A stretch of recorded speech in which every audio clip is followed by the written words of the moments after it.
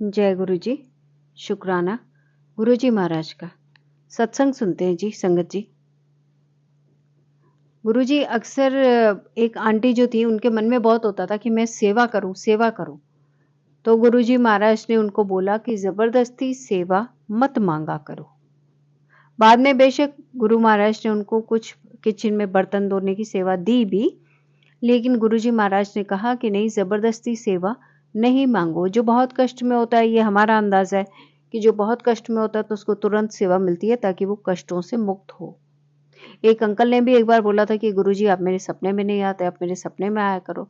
तो गुरुजी ने उनको बोला, मैं सपने में लोगों को हेलो हाय करने नहीं जाता, तू क्या चाहता है कि तुझे कैंसर हो और मैं सपने में आऊं उसको ठीक करने? तो जबरदस्ती गुरुजी से सेवा मांगना या स्वप्न में आना, गुरुजी जिनको ज्यादा कष्ट होते हैं या जिनको ज्यादा जरूरत होती है, वो हमारे महाराज को पता है, उसके ही स्वप्न में जाते हैं, उसको ही सेवा दिया करते हैं। ये है कि गुरुजी महाराज ने आंटी जी को क्या बताया था। अब ये सत्संग है कि पंजाब में एक अंकल रहते थे जो गुरुजी महाराज को बहुत मानते थे। उस समय गुरुजी महाराज, जब ये सत्संग के टाइम की बात है, उस समय गुरुजी महाराज दिल्ली आए हुए थे, एम्पायर स्टेट में। तो इन अंकल के एक फ्रेंड थे दूसरे जो गुरुजी को नहीं जानते थे। तो उनका एक बार इन अंकल को फोन आया और उसने कहा कि मैं सुसाइड कर रहा हूं और मेरे जो बच्चे हैं उनका तू ख्याल रखना। मेरी 2 फैक्ट्रियां हैं, दोनों फैक्ट्रियों में ताले लग चुके हैं और अभी वो कुर्की वाले आ रहे हैं, मेरे पास कुछ भी नहीं है। मैंने अपनी फैमिली को बहुत लेविशली पाला है, बहुत ऐशो आराम से पाला है, वो ये सब नहीं देख पाएंगे और मैं उनको दुख में नहीं देख पाऊंगा, इसलिए मैं सुसाइड कर रहा हूं, तू पीछे ख्याल रख लेना। अब ये अंकल बहुत समझदार थे, इनसे बात करते करते कार में बैठे और उनसे पूछा तू कहाँ पे है, और उनकी ऑफिस की ओर चल दिए और अचानक से वहां पे पहुंचे और इनको सुसाइड से रोकने के लिए उन्होंने बोला कि तू मेरे साथ चल, एक गुरुजी महाराज हैं जो बिल्कुल ठीक करते हैं। तो उन्होंने बोला कहाँ? बोला दिल्ली चलना है। उसी समय इन अंकल की कार में वो दिल्ली की ओर गए। इनको देखते ही गुरुजी महाराज ने, एम्पायर स्टेट में पहली बार देख रहे थे, गुरुजी महाराज ने इसको, इन अंकल को बोला, अरे तू यहाँ कैसे? तू तो आज सुसाइड करने वाला था। ये एकदम हैरान हो गए कि गुरुजी महाराज को कैसे पता? ये तो मेरे मन की बात है, मैंने तो अपनी वाइफ को नहीं बताई, बच्चों को नहीं बताई, इनको कैसे पता चला कि मैं सुसाइड करने वाला हूं? तो फिर जो अंकल साथ में आए थे उन्होंने गुरुजी महाराज को बताया कि ऐसे से इनको प्रॉब्लम है, फैक्ट्रियों में ताला लग चुका है और ये सुसाइड करने वाले थे आज। बाद में बताया मतलब उन्होंने। देन गुरुजी महाराज ने कहा तो चलो। उसी समय गुरुजी महाराज ने अपने ये जो अंकल आंटी साथ होते हैं भक्तों को साथ लिया और बोला कि चलो पंजाब चलते हैं। और इन अंकल को गुरुजी महाराज वाले अंकल ने बोला कि गुरुजी चल रहे हैं और अपने भक्त भी साथ ला रहे हैं, वहां पे कोई अच्छा रहने का इंतजाम कर, 5 स्टार होटल का। और गुरुजी महाराज अपने भक्तों का बहुत ख्याल रखते हैं, खाने पीने का भी बहुत ख्याल रखते हैं, उन्हें कोई भी कष्ट नहीं पहुंचना चाहिए। अब ये सोच में पड़ गए कि मेरे को तो इतना फाइनेंशियल क्राइसिस है, मैं कैसे करूंगा? मगर फिर भी इन्होंने किसी तरह से उनके कहने पे किया। गुरुजी महाराज आए, वहां रहे पंजाब में।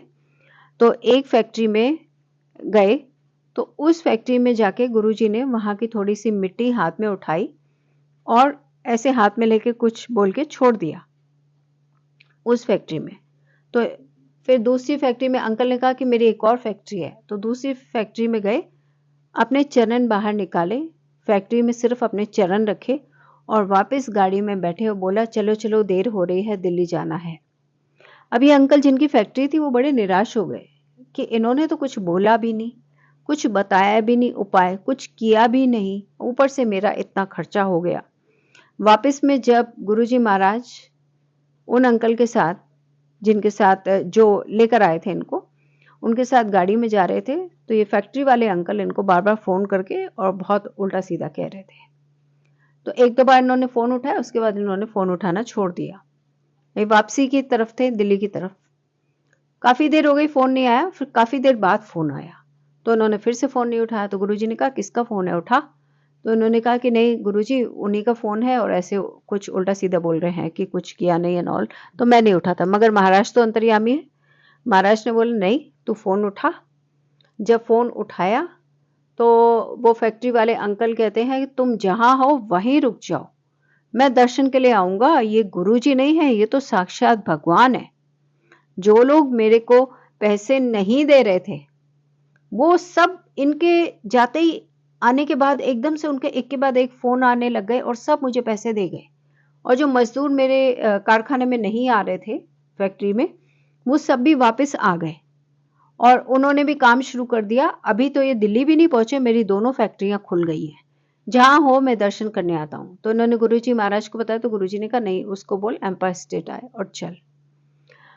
और फिर ये सारी संगत वापस एम्पायर स्टेट गई और इन अंकल को सुसाइड से बचा लिया। जब वो वहां पर आए, एम्पायर स्टेट में अपनी फैमिली के साथ आए, तो उनके सामने अपने आप इन अंकल ने बताया कि मैं आज सुसाइड करने वाला था। उनकी एक छोटी बच्ची थी जिसके साथ अक्सर अंकल बड़े प्रेम से सोया करते थे, सिर पे हाथ रख के। जब उस बच्ची को ये पता चला कि फादर सुसाइड करने वाला था, तो वो तैश में आके जोर से रोने लगी, ओवर रिएक्ट करने लगी, एकदम से जैसे पिता को ऐसे हाथ से ऐसे करने लगी कि क्यों क्यों क्यों आप ऐसे कैसे कर सकते हो। मतलब दिस वाज द रिएक्शन। तो गुरुजी महाराज ने एक पूरी फैमिली को बचा लिया, अंकल को सुसाइड से बचाया। और जो फैमिली उनके सुसाइड के बाद इधर उधर भटकती बिना पैसे, जाने उनका क्या होता, महाराज स्वामी ने उनको सबको बचा लिया। ऐसे हैं हमारे गुरुजी महाराज, जो नहीं जानते उन पे भी कृपा करते हैं, क्योंकि वो तो सबको जानते हैं ना। चाहे हम नहीं जानते थे गुरुजी को पहले, लेकिन गुरुजी तो हमको तब भी जानते थे। तो महाराज सब पे ही कृपाएं करते हैं। सारी संगत पे गुरुजी कृपाएं अपनी बनाकर रखें। पूरी सृष्टि पे सर्वत का भला कहने में नहीं, सचमुच करने में। ये प्रार्थना करते हुए गुरुजी महाराज को दंडवत प्रणाम करते हैं और सब मिलकर कहते हैं जय गुरुजी, शुक्राना गुरुजी महाराज का।